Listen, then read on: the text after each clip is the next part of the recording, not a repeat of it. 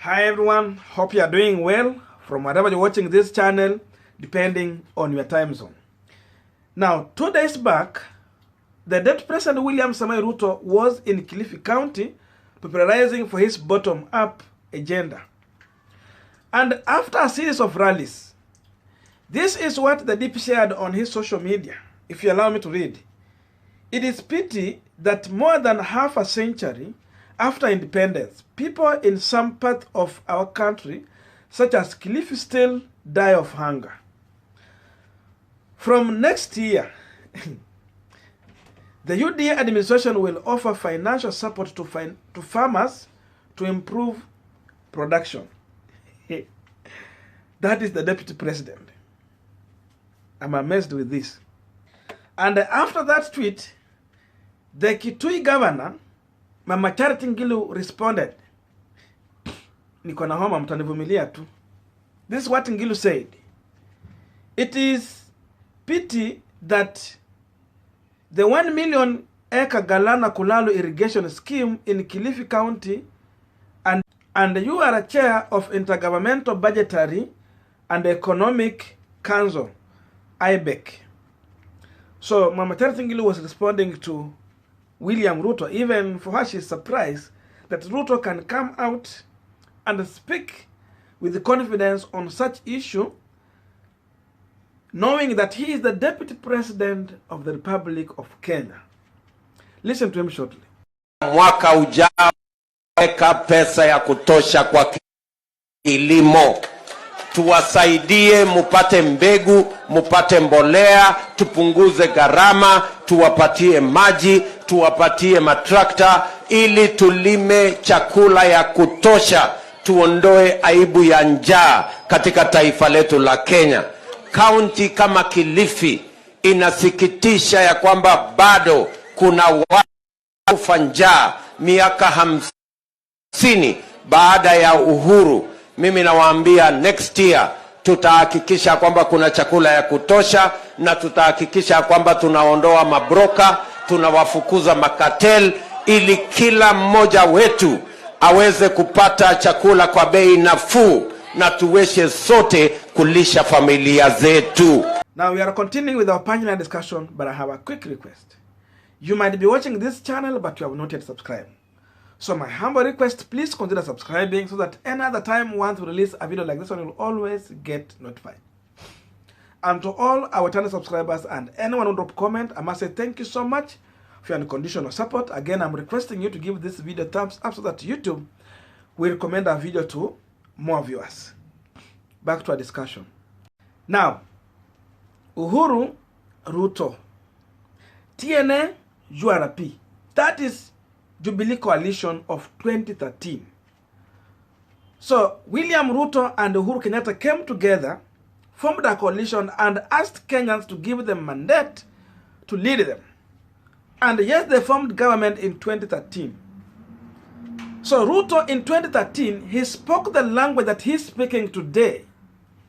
He gave promise to the people of Kilifi that they are going to put their 1 million acre land into irrigation land, and the anger will be a thing of the past as long as they form government. So surprisingly, you see, he's repeating the language they spoke 10 years back, and they got the mandate to lead the country. So it means in the first 5 years, they were supposed to deliver their promise. And lucky enough, again, in the second term, they rigged in and they got an opportunity to lead for the second term. Second opportunity to lead these people. So 10 years was enough to solve the problem of people of Kilifi County. I'm saying this because the 2013 government was a coalition government where Ruto was leading half of that government and President Uhuru Kenyatta was leading the other half. So Ruto had an upper hand in that government. He was not just a deputy president. He was an equal principal to President Uhuru Kenyatta, because even Uhuru proved this by giving him half of the cabinet. So Ruto also was a principal advisor to President Uhuru Kenyatta. Therefore, he had a better chance to advise the president about the issue of GALANA KULALU. So he was deeply at the center of power and where he was in the better option to bring a solution to the people of Kilifi.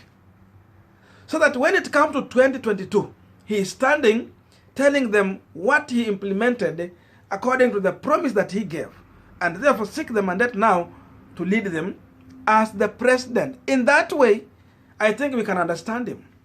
That is why you find someone like Charity Ngilu is amazed. She is amazed about what Ruto is tweeting and really what Ruto is saying in public, even without minding that he was there giving promise some time back. The truth is that this project was implemented.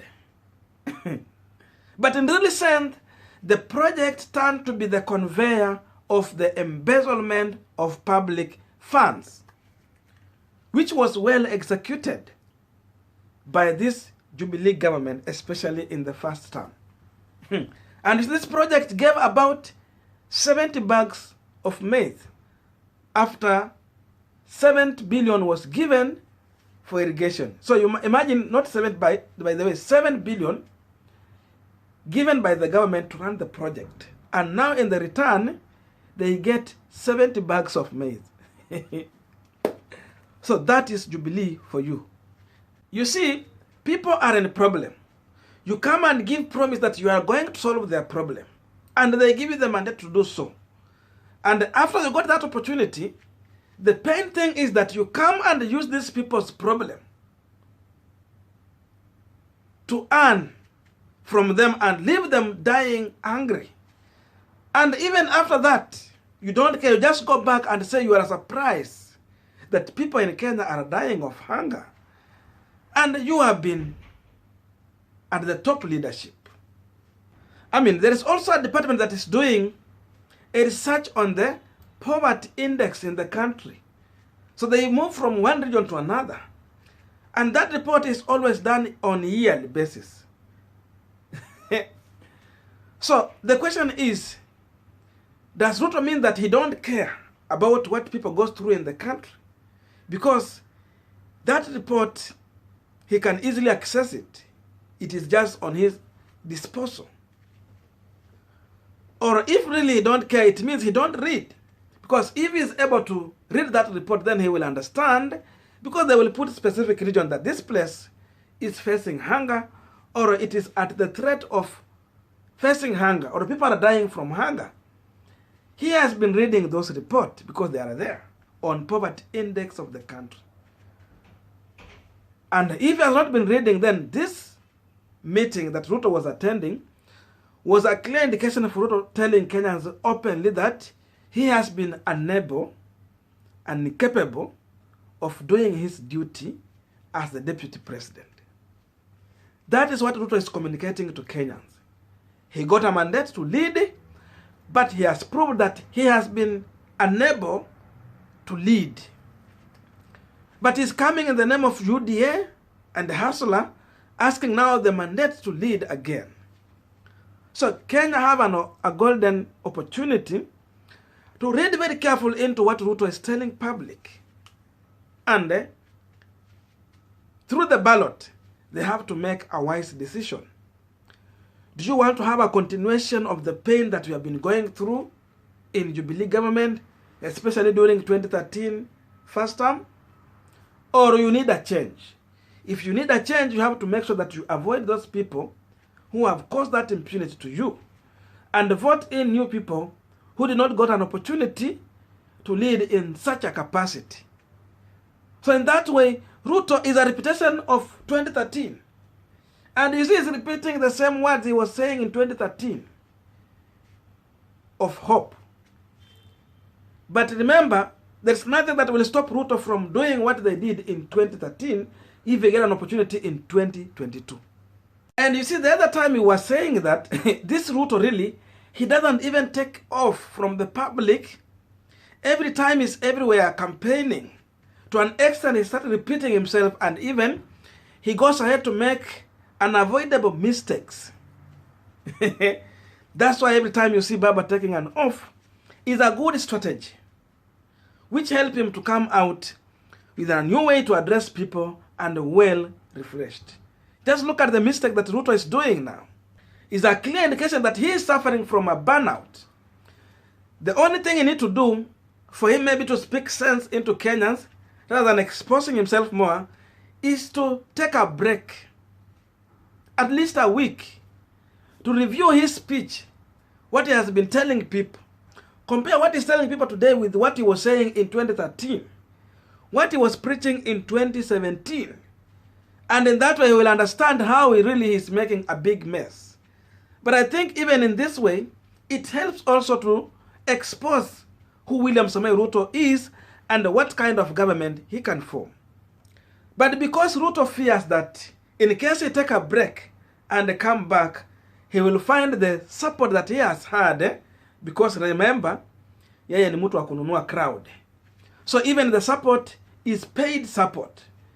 Ruto understands that sustaining such support, you need to be on ground every time. That's why he cannot take a break to review his plan and come out with new ideas that Kenyans can buy into. So that is Ruto for you. I don't know how he's going to manage to maintain his popularity, because this popularity is maintained through resources. And now we no longer see him dishing out the huge amount of money that he has been doing before, because I've been watching him and I've been comparing the last rallies he was having to what he's now currently having. I don't see him dishing out those the money in huge ways he has been doing. So to me, as I conclude, Ruto, in case he gets an opportunity to lead, we will have the same corruption of Galana Kulalu happening in 2022. Because he was there and he never stopped. So if he gets office, the corruption will go on and he will not manage to stop. The problem people have gone through will just continue, because they have suffered in his hands as the deputy president, a person who was controlling half of the cabinet. So he was an equal principal in that coalition government. He had an upper hand. So I don't know what you think about this, but that's my view. Otherwise, let us meet in the comment section where you can drop your views. You don't necessarily to agree with me, you can disagree, but constructive, so that we help other people to understand this discussion in a better way. Otherwise, thank you so much for listening to me. May good God bless you, and see you in our next video.